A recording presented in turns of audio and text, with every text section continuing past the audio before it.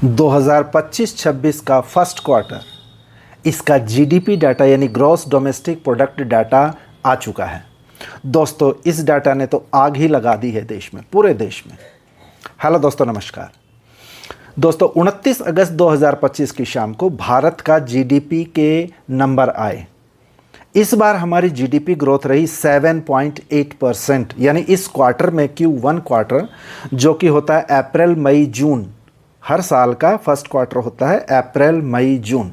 तो 2025-26 का ये फाइनेंशियल ईयर चल रहा है, इसमें फर्स्ट क्वार्टर का जीडीपी का डाटा आया 7.8%। दोस्तों, हिंदुस्तान की इकोनॉमी को डेड इकोनॉमी कहने वाले मिस्टर डोनाल्ड ट्रंप तो बिल्कुल गायब से ही हो गए हैं। बहुत से लोग उनको ढूंढ रहे हैं।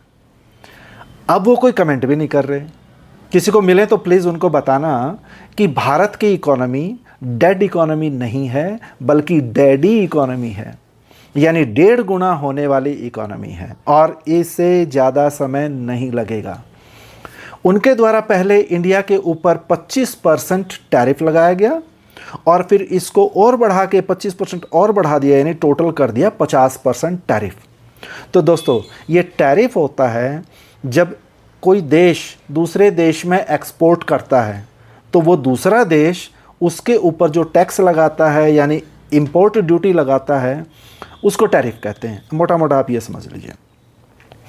तो दोस्तों, ये 50% टैरिफ अमेरिका द्वारा लगाने के कारण थोड़ा झटका तो देखो लगेगा, हमारी इकोनॉमी पे भी थोड़ा सा असर तो होगा, लेकिन उन्हें हमारी ताकत का अंदाज़ा नहीं था। अगर यही जीडीपी 6% तक होती और लगभग आधा % उनके टैरिफ लगाने की वजह से अगर घट जाते, तो ट्रंप साहब को बड़ा अच्छा मौका मिल जाता एक और डायलॉग मारने का।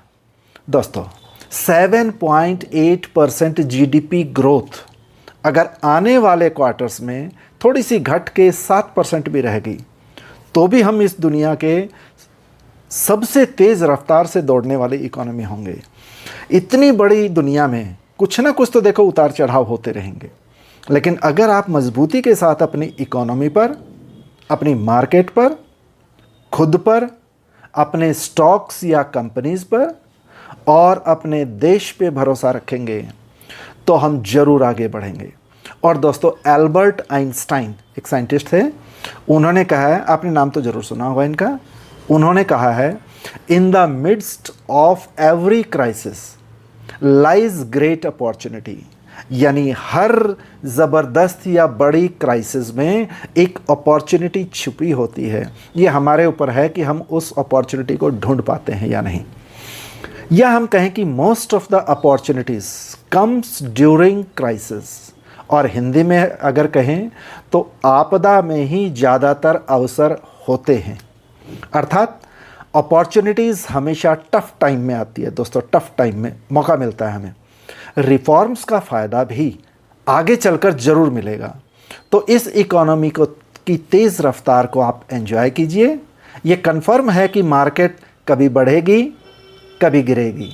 ये निफ्टी बढ़ बढ़ कर ही 1996 में जब निफ्टी की शुरुआत हुई थी, निफ्टी 50 की शुरुआत हुई थी, उस टाइम 1000 पॉइंट से शुरुआत हुई थी।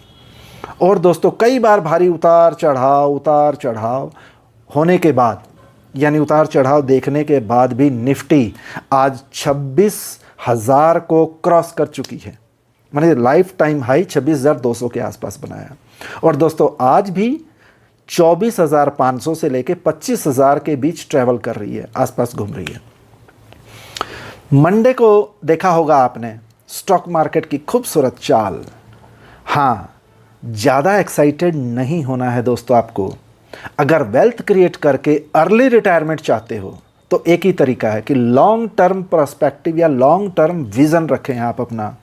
यानी आज 2025 चल रहा है, तो साल 2030, 2035 या और भी उससे आगे तक का समय अपने दिमाग में रखें।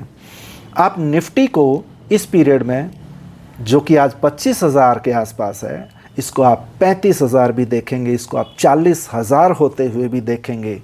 यस माय डियर फ्रेंड, चाहे मेरे ये वर्ड्स आप नोट कर लेना। आज 2025 में 25,000 और 35 में ही आपको 40,000 से भी ज़्यादा निफ्टी बड़े आराम से देखने को मिलेगी। आप अपनी रिसर्च ज़रूर करें। मैं इस पर डिटेल वीडियो भी बनाऊंगा आने वाले समय में।